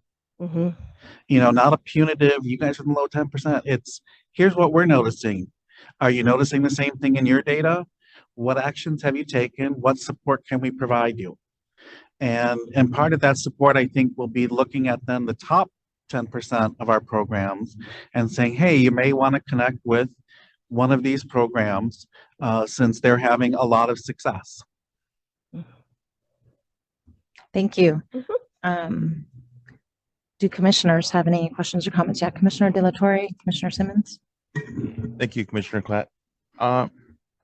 I really appreciate all the work that LPI put into this research and data. So thank you very much for that. I really enjoyed it. Some concerns, I mean, I appreciate the scope of this study. Some concerns I have about this are that this brings to my mind is the equity of access to high quality preparation programs. And I'm very concerned because of the demographics, how our Black and Native American candidates seem to be the least well prepared population. And so that is a concern in my mind. Also, I would like to know if we have any access to any of the demographics, like what were the demographics of each band? I don't know how to explain it better, but just more demographical data. The other thing is that I'm wondering, I noticed that the two lowest performing were called out were district intern programs, but I believe that district intern programs also pay a salary, which is much higher than a stipend or nothing at all. And I'm thinking that maybe BIPOC candidates need a salary to survive, so they might be forced into a less quality program due to finances. And so if we want to ensure that all of our candidates are well prepared, we also have to ensure that they can survive and be able to afford housing and food. So I'm wondering and the other thing that I thought too is there was mention about support. So how do we support these programs that aren't doing so well? Does that translate into additional funding for those programs? Because I believe that if you ask a program that is struggling, well, how can we help you? They're going to need more resources for mentors to go work with teachers. That's not a free resource. So maybe other programs that have the financial ability to provide these services, that's an equity issue in my mind. So I'm just curious about all these things. It's a lot of wonderings, but I do like the study. I would like to see how it progresses. And so thank you very much, LPI. So we've had the same wonderings, especially around students of color, because candidates who do not come from generational wealth, most likely, as you said, have to take a position where they are paid just to survive. And the research from LPI, not only in this completer survey data, but in other data they've looked at, candidates who go through internships as opposed to student teaching and residencies do not feel like they're getting the same quality of preparation because they're the teacher of record. So it's like, it's almost a catch-22. Also because education code requires that when there's a vacancy, if the district cannot find a fully credentialed candidate, the first choice for them is someone who's in an intern program. So they will find someone who's interested and put them in an intern program. Am I correct? And following up on that too, Mr. DeGear, sorry. I also noticed that intern programs tend to be those that are highest impacted of there's low candidacy in general. So for example, I know in my district, LA Unified, they do have an intern program for high needs areas, which is special education, right? Which there aren't very many candidates going through that program. So by forcing them to say, well, hey, how can we attract them? Maybe if we offer, you're going to get a full salary, there's all these perks. And yet that also translates into a less quality program, not as well prepared as other options, say at a private institution or even a public institution that's better prepared, but wouldn't give the candidate the salary that they need to survive. There's just a lot of factors involved here. And I think that this is a complicated issue. It's not as simple as saying, hey, these are really good. Look what they're doing over at Pepperdine. Oh, that's great. But it's not that simple. So it's really complicated. So yeah, and yesterday we had the presentation from our certification division and the roadmap, and so we're hoping that those career counselors will be able to help candidates who otherwise may think they have to do an internship to realize, okay, if I can stack the Golden State Teacher Scholarship and a residency grant and perhaps some other local funding, because a number of our preparation programs have scholarships and grants that are local that we don't ever get into the mix of the statewide things. So by connecting all the different funding sources, it's like, okay, you don't need to be the teacher of record. You could go through what we all believe are a higher quality preparation pathway. But you're right, there are so many things that are intertwined in there. And one thing we haven't talked about is that our most vulnerable students are most likely to get teachers who are underprepared or get those interns. So, yeah. Sorry to interject again, but another thing about that is that's still not equitable, because we should have the same opportunities no matter where you are in the state for all of our students and for all of our student teachers. So why would it be, how does it seem fair that only certain, if this district has a stipend and this school district has a higher amount of money available, it's not equitable for candidates, right? Because it should be available for all our student teachers. It should be the same.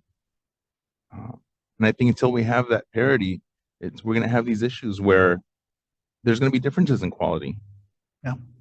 And I think the chair would like to step in, and then Commissioner Simmons. I would. I share your wonderings, Michael, and your concerns about the equity of how we prepare our candidates in California. And on the bright side, I want to remind you that this budget this year recently increased the residency grants from 25,000 to 40,000, which is just it's going to make a huge difference for our candidates. But as the former chair of this commission, Linda Darling Hammond, likes to say all the time, we need to provide living wages for our candidates. We need to provide them scholarships and stipends and tuition. We need to pay for their education. We're not there yet in California or in other places. And so I think reports like this from the Learning Policy Institute really help equip us as we think about future legislation, future advocacy from wherever we sit around this table to continue to ensure that we have a well-supported, well-educated cadre of educators. So I just wanted to remind us of that there's been just a little bit of movement with our legislators recognizing we really do need to increase the support for our folks. So thank you for letting me jump. You, Commissioner Simmons. Well, this isn't my question, but it is on topic. I think that we need to not forget that employers have a responsibility here too. I have been very successful with interns, but I'm in every one of their classrooms at least 6 times a year, which according to that, I'm in there more often than their university supervisors. And the other 2 assistant superintendents of pupil services and instructional services are also in their classrooms at least 6 times a year. So I think that if the program is not being successful, it's the employer's responsibility to step in and fix whatever that gap is. So, because it's our students who are being educated. But the question that I had for you was, I didn't see where that you had disaggregated for administrative interns versus pre-service prepared interns. I know in my district, I've hired 3 administrative interns in the last 3 years. All of them were turned out to be extremely successful, and because they already were powerful people on campus, respected teachers, and that transition really worked well for us. So do you have data on administrative interns and how well they felt prepared? Are the numbers sufficiently large to be able to assess them?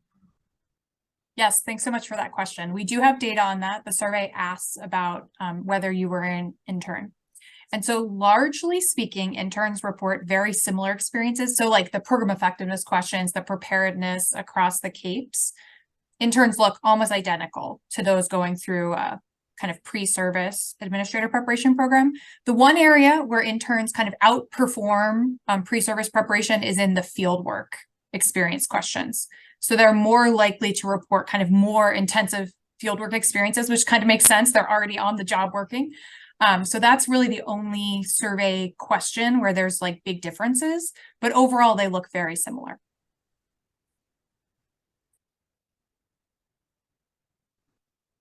Are there other commissioners? Yes, Commissioner Hartwig. Good morning. Thank you for this extensive research and for the conversation we've had. I'm learning a lot. I was wondering whether you have looked at any of the data locationally, I guess I would say, regionally across the state. I was just interested in learning about whether you see any trends in terms of access to opportunity for good clinical placements that changes or trends depending on where you are in the state, northern, central, southern, rural, urban. Was just curious to see whether there were any trends or whether you'd had a chance to look at any of the data attached with where in the state the candidates were serving. Thanks so much. It's a great question. So in this data, the analysis that we've done so far, we actually can't see where people are doing their clinical practice or their field work. We are undertaking a new set of studies in the next few years that should be able to dig into that much more, especially for administrators and for teacher induction. But in this data, we can see what institution or program they're in. But as you know, some programs are fully online or they serve a very large region. And so we can't really know, geographically where people actually are located. So we can't necessarily speak to that specific question right now. And I can only answer anecdotally from 20 years of experience with the accreditation system here that there is no trend that I know of regionally. There are good programs, strong programs across the state, and there are mediocre programs across the state. So I have not noticed a particular region that is over and above any other region. Thanks. I appreciate that. And I appreciate that as you're moving forward, you're thinking about attempting to make those connections, because that's helpful to know that it doesn't seem like one region is particularly better, but of course we have distinctions between more rural areas and more urban areas. And just as we try to integrate this data with, so many other sets of data that we're looking at, it's really useful to have that kind of information as one more level. So thank you very much. Commissioner De La Torre. Yeah, hi, sorry, it's me again. I was just wondering, moving forward, or did you collect any data on which candidates were at institutions or districts that had union affiliations, which ones were not. And also I'd like to know what were the salaries within the different institutions comparison. So for example, was a district with a higher salary attracting better qualified candidates? That would be really interesting for me as a commissioner to see what are the trends in our state. We Maybe that's something did not collect any of that kind of data because the purpose of the data was around the preparation that the candidate gets and not the other factors. That was the original intent of the surveys. But I believe a lot of unions also offer preparation and support for teachers. Some unions do, or some bargaining units. Districts do, and schools do, and IHEs do. Unions do not. They may have professional development opportunities, but there are no unions that are allowed to be program sponsors. Right, but I know that in my district, union does allow or provide professional development that new teachers participate in our building. So even though they do, can we collect some of that information? It can be on a survey question from the participants because they would know if they attended a union-sponsored PD.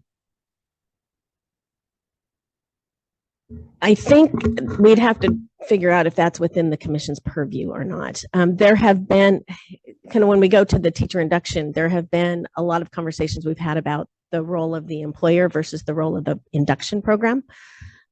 So that's a good question, but we would have to think about that and talk to a few people on that. I did want to say one thing about the induction surveys, the slides. On slide 27, which is where they were finding issues, the lowest two that they had pointed out, program enrollment with teacher in the first year of teaching, and also the mentor match. Those are two areas that we are finding findings in accreditation on induction. Particularly the first year of teaching, we found a few institutions the past couple of years on that finding.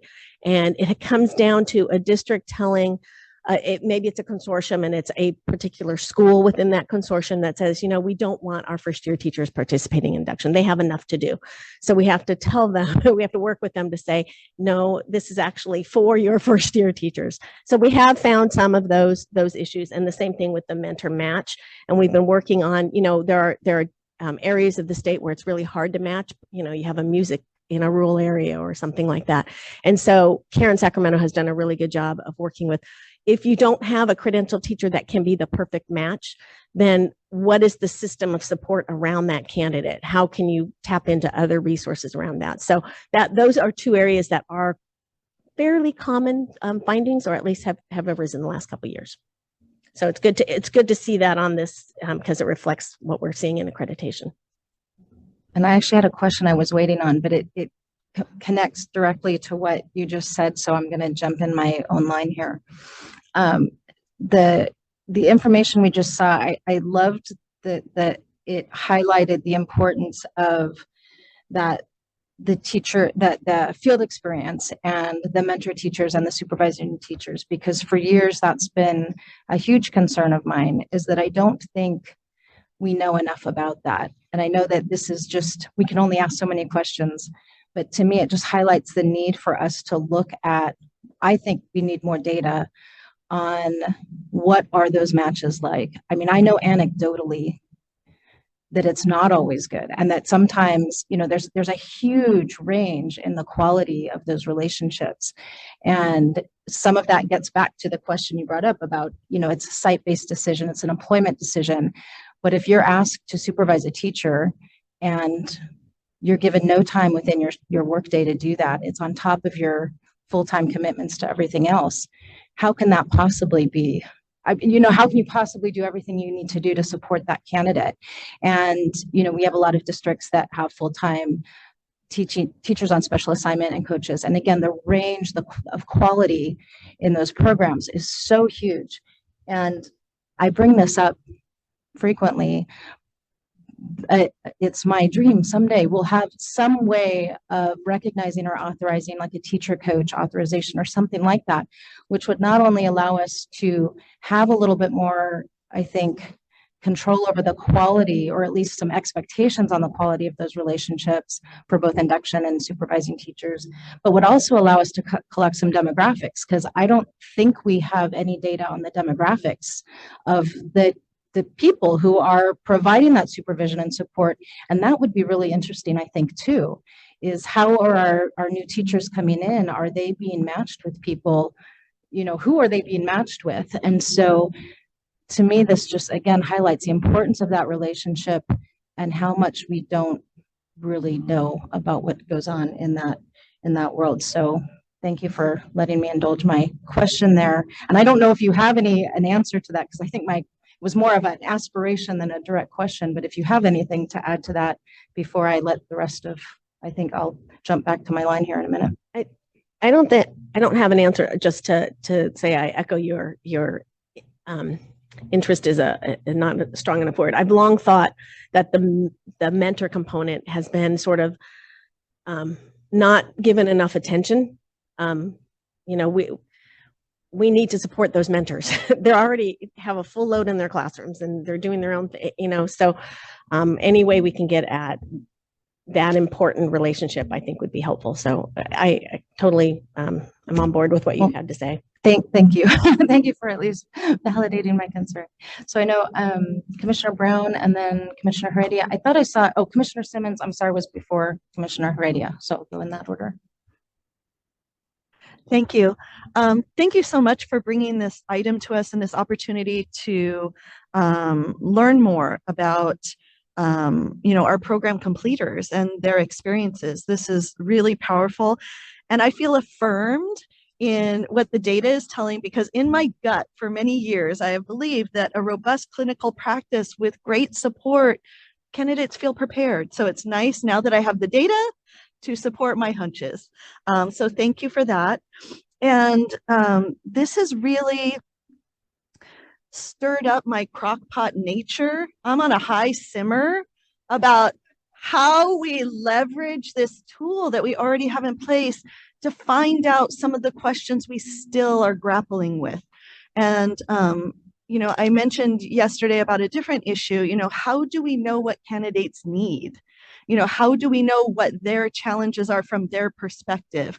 And so I would be interested in kind of pondering, how do we refine the survey questions to really understand the candidate's experience in what are their challenges, what was the most challenging, and what supports they believe would have helped them either get there in a more expeditious way or just ease some of the burdens. I feel like we are making some assumptions, but I would love to hear their voice in those particular areas to help inform how I act in the future, or what I know about their experience. So thank you very much. Commissioner Simmons? In the study, for induction of teachers, did you disaggregate for the model of mentorship that is full-time release in the sort of Santa Cruz, Ellen Moyer model, or the more site-based next door classroom type of mentor? Unfortunately, it does not include that sort of information, so we can't disaggregate in that way. We do know which programs are which, so we'd be happy to kind of think more about whether there's program level information about if we know which programs are using which model, then we could do some further analysis.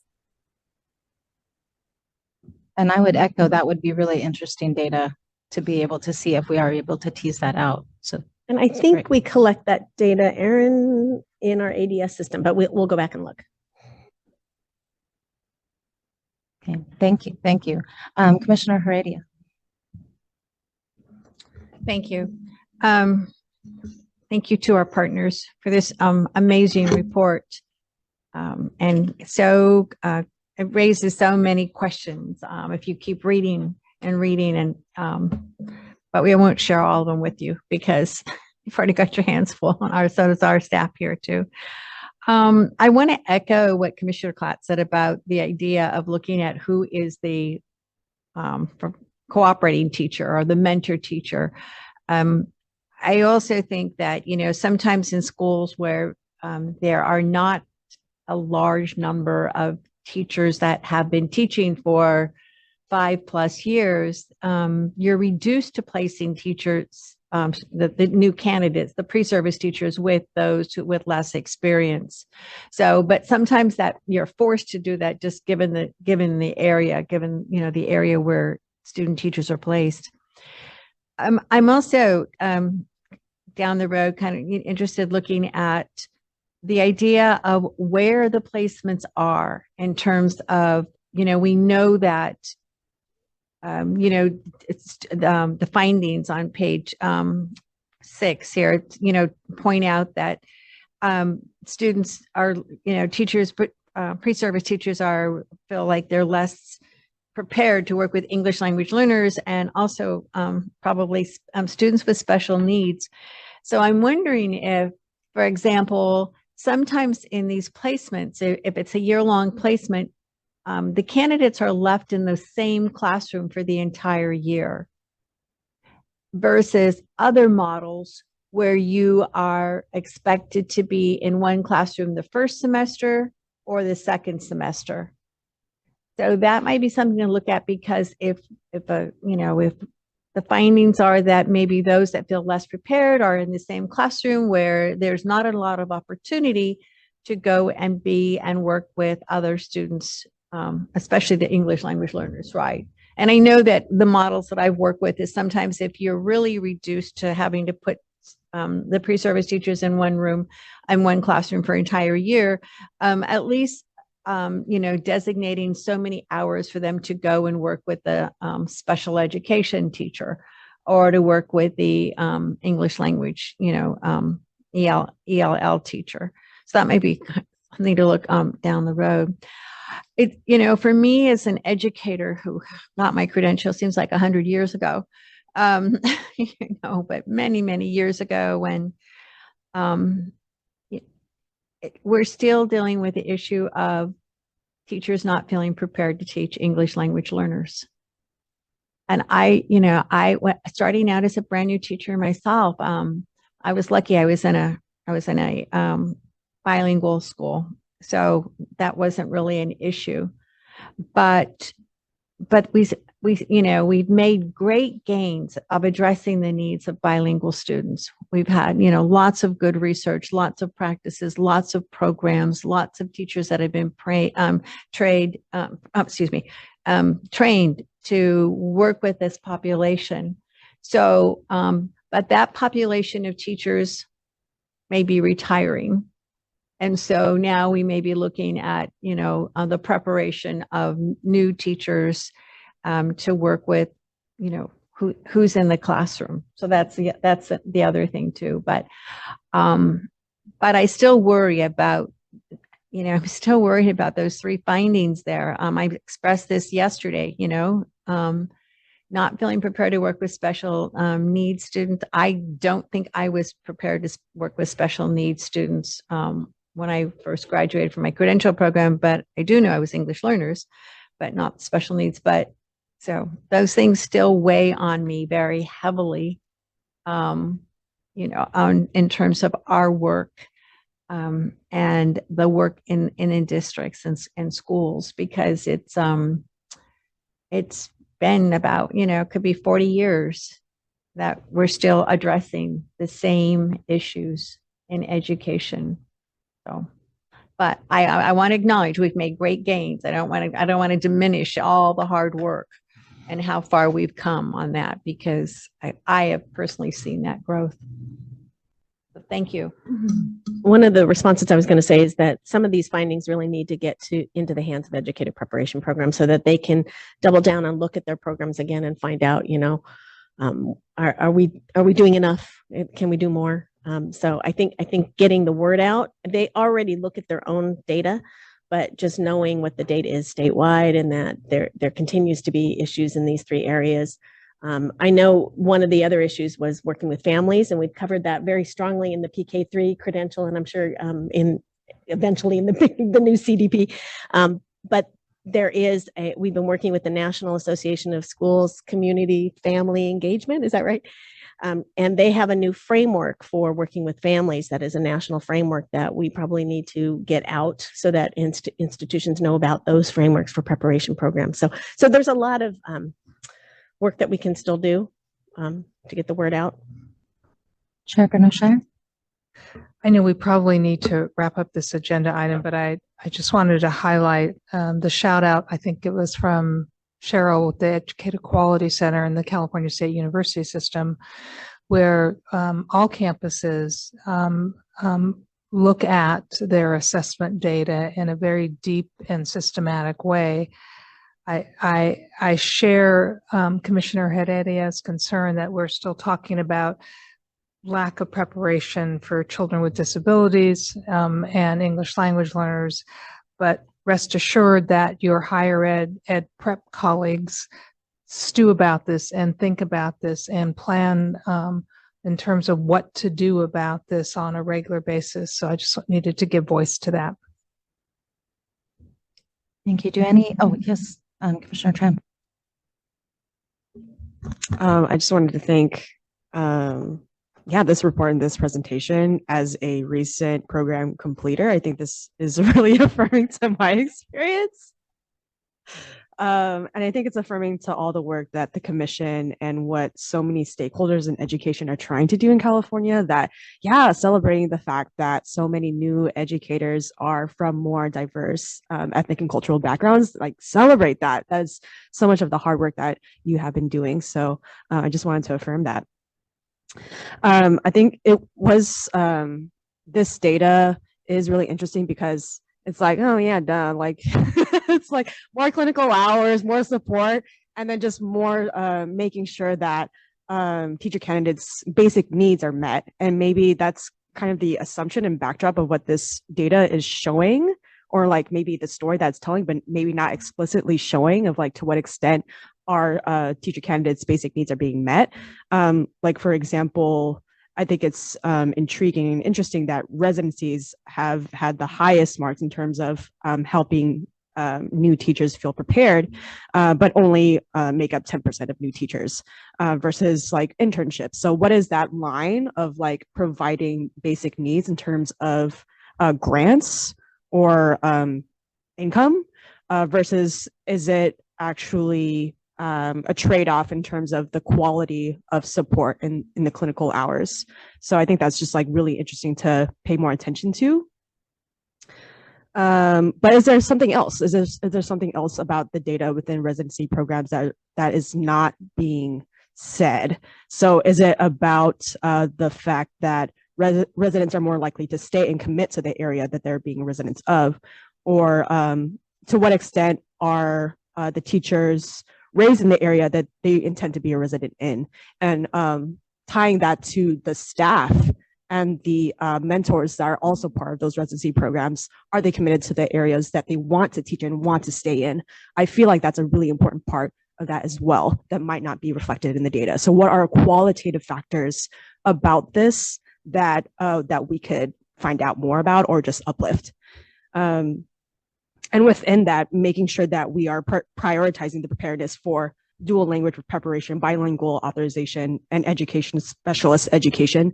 If we prioritize that specifically and focus on that, then that will make sure that all new teachers are prepared, regardless of whether or not they are focused on bilingual education or specialist education. So continuing to focus on that. There was one part of the policy recommendations that I wanted to uplift, making sure that we are removing any barriers for education specialists preparation and credentialing. I know like from my experience, there is no credentialing program within the Berkeley Teacher Education Program. And I know for many people that was a really big interest, but there just wasn't any accessibility to having education specialists preparation credential.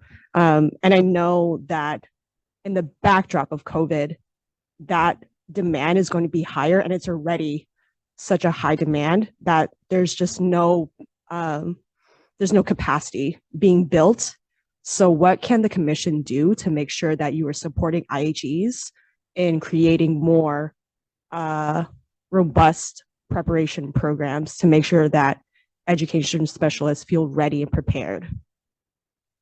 One last thing would be, I would love for all potential teacher candidates to just like watch this entire presentation, because I think that's part of what will help teacher candidates feel informed. Because again, we know what we want and need and to feel supported. We want to survive, and we want to have good quality preparation and support. So how can we make sure that this data and this report and this presentation is accessible to potential teacher candidates? How can we embed that into the dashboard? That's my comments. Thank you. Thank you so much.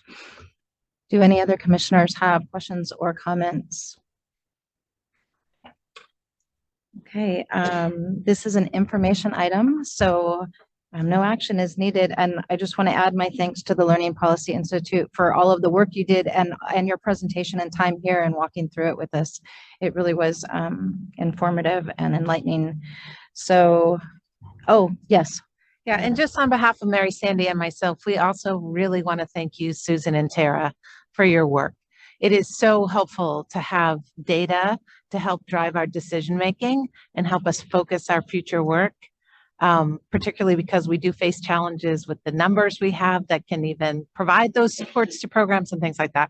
So for us to be able to focus what we worked on, right, and prioritize the highest need programs that we can support is so helpful. So we thank you so much, and we look forward to a continued relationship with you in continuing to study our data together. So thank you for that. Thank you so much, everyone. We really appreciate, I mean, this has been a great partnership with the commission over the last 2 years, and we're looking forward to many more years of working together. And then thank you so much for the opportunity to present today. Again, thank you. And having no additional items, I adjourn the Educator Preparation Committee. I'd like to reconvene the general session and move to item 2H, report of executive committee. And after we do that, do we need a break, commissioners? Okay, so, all right, so let's do this item and then we'll take a break, Commissioner Hartwick, if you don't mind. This is quick. This is quick. This is quick. Okay. I'm sorry, we're going to reconvene the general session and move to item 2H, report of the executive committee, which I'm going to read, I believe. The executive committee appointed Ronald Wicks to serve as educator preparation student liaison to the commission for 1 year effective October 1, 2023. Mr. Wicks, we look forward to meeting you in person. And with that, can I ask everybody to be back at 10:45, please? Quick break. Oh, no. Oh, never mind. Never forget it, Johanna. Okay. Okay. Hang in there. Hang in there. Item 2I is new business. The bi-monthly agenda is presented for information. Next on the agenda is audience presentations. If there are members of the public that would like to give a presentation, please notify the meeting moderator by clicking on the raised hand icon if participating through Zoom or pressing *9 if participating by phone. Recording secretary, are there any audience presentations?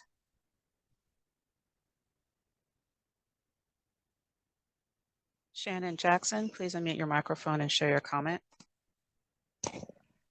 Hello, I just caught the beginning. Is this for any presentations that we have, or was this regarding the item that you just mentioned? This is for any audience presentations. Okay, this is my time to shine then. Hi, I'm Shannon Jackson. I'm from the Alameda County Office of Education, and I've been working on a program called PICT, which is a program designed to get substitutes from communities in which schools are in. And I've been coming across some barriers around these 90 units that are required for teachers to become substitutes. One of the things that I'm finding is that by the time our participants have 90 units, they already know what track they want to be in. They've already claimed their, what degree and what field they're going in. And my program, along with a lot of programs that I've been talking to, we're really trying, our target audience are people who don't know if they want to be teachers yet. So we're trying to go after people before they pick what they want their major to be, to give them opportunities to become substitutes and get them qualified to become substitutes. So I'm proposing that we rethink the 90 unit requirement and look at maybe have them take the CBEST and look at what programs they're already in to support them. So my program supports them with pedagogy and behavior management and things like that. I don't know if my time is up. I can't see the timer anymore. I appreciate your comment and your request. What I'm going to ask is one of the staff to follow up with you. Okay. The item that you raise is not agendized, so we can't discuss it. But rest assured that one of our dedicated staff will follow up with you within the next week or so. So thank you for your presentation. Thank you guys so much, and I've enjoyed actually being able to eavesdrop in this conference here. Thank you. All our commission meetings are open to the public. We appreciate you. Thank you. Have a good day.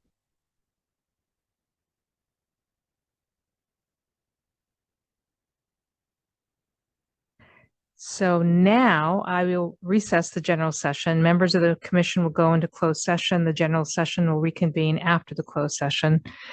I would like to reconvene the general session and move to agenda item 2J, report of closed session items. Okay, here are the closed session items for August 24, 25, 2023. The commission granted the following petitions for reinstatement. Jorge Orozco, Commissioner de la Torre recused from this matter. Number 2, Arthur Palomo. And number 3, Nicholas Collier. The commission denied the following petitions for reinstatement. Hugh Tolliver III, Commissioner Susan Heredia recused from this matter. And number 2, Nereida Rojas Saints. The commission adopted a decision and order in the following matters. Robert Lance, Commissioner Jose Cardenas recused from this item. Samia Luo, Manuel Madrid Holguin, Sheila Milosky, and Charles So. The commission reviewed the transcript in the matter of Samuel Aguirre Fosu Godman. A decision and order will be prepared for the commission's adoption, and the commission ordered a 30-day delay for preparation of the decision and order. The commission reviewed the transcript in the matter of Christopher Sino. A decision and order will be prepared for the commission's adoption. The commission ordered a 30-day delay for preparation of the decision and order. The commission reviewed the transcript in the matter of David Keck. A decision and order will be prepared for the commission's adoption. The commission ordered a 30-day delay for preparation of the decision and order. The commission reviewed the transcript in the matter of Staran Myers. A decision and order will be prepared for the commission's adoption. The commission ordered a 30-day delay for preparation of the decision and order, and Commissioner Susan Heredia recused from this item. The commission reviewed the transcript in the matter of Maurice Myers. A decision and order will be prepared for the commission's adoption, and the commission ordered a 30-day delay for preparation of the decision and order. The commission reviewed the transcript in the matter of Morgan Walton. A decision and order will be prepared for the commission's adoption, and the commission ordered a 30-day delay for preparation of the decision and order. The commission reviewed the transcript in the matter of Curtis Williams. A decision and order will be prepared for the commission's adoption, and the commission ordered a 30-day delay for preparation of the decision and order. The commission rejected the proposed decision and called for the transcripts in the following matters. Ramin Buckman, Michael Koji, Daryl Gideon, Kevin Hernandez, Fang Jia, Jessica Kakimoto, Edward Ronquillo, Joseph Sinclair, Stacy Weatherman, and Catherine Yetter. The commission discussed consent calendar items and accepted the recommendations of the Committee of Credentials. Number 60, Oscar Mojica. Number 61, Ronald Mushagian. Number 66, Josh Porter. And number 67, David Preston. The commission discussed the following consent calendar items and remanded the matters back to the Committee of Credentials. Number 35, Jennifer Garrett. Number 48, Albert Lorello. Number 55, Jeffrey Mead. Number 57, Andrew Mendonca. Number 62, Raymond Murphy. And number 72, Kenneth Ring. And this concludes the closed session items.